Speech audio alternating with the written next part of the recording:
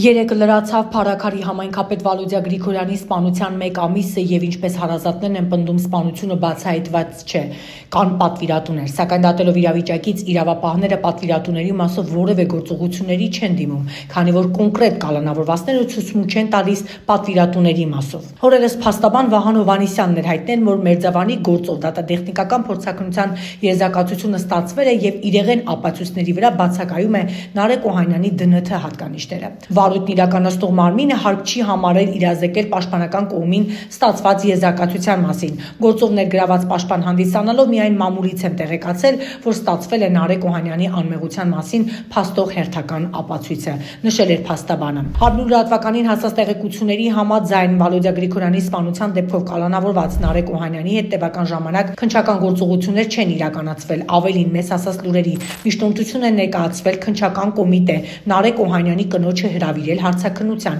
եւ նախաքննական մարմինը բավարարել է միջնորդությունը, սակայն սպանությունից 1 ամիս անց Վալոդյա Գրիգորյանի սպանության գործով կալանավորվածի կնոջը չեն հրավիրել հարցաքննության։ Հարց է առաջանում, ինչով է պայմանավորված նախաքննական մարմնի նման գործելավոճը, ինչու բավարարված միջնորդությունների մասով քայլեր չեն իրականացնում։ Հիշեցնենք, որ Մերձավանում սեպտեմբերի 23-ին սպանվեց Վալոդյա Գրիգորյանը եւ քրեական ոստիկան Կարեն Աբրահամյանը, սպանության դեպքով կալանավորվածի 2 անձ Գևորգ Հարությունյանը եւ Նարեկ Օհանյանը։ Հայտնի դարձավ այն մասին, որ սպանություն կատարող Գևորգ Հարությունյանը դեպքից 10 օր առաջ օդանավական է տարել ու անձամբ ճանապարհել է Մերձավանի ՔՊԱ-ական ղեկավար Մհեր Ախտոյանին, որը Գրիգորյանի հետ թշնամանքի մեջ էր եւ Փարաքարում համայնքապետի ընտրություններից առաջ կռիվ կինո էր սարքել ու տանից հետևում էր, թե ինչպես են մի խումբ երիտասարդներ վիճում ու որևէ գործողություն չէր արել այն կանխելու համար, ինչի հետևանքով սպանվել էր Նարեկ Օհանյանի եղբայրը։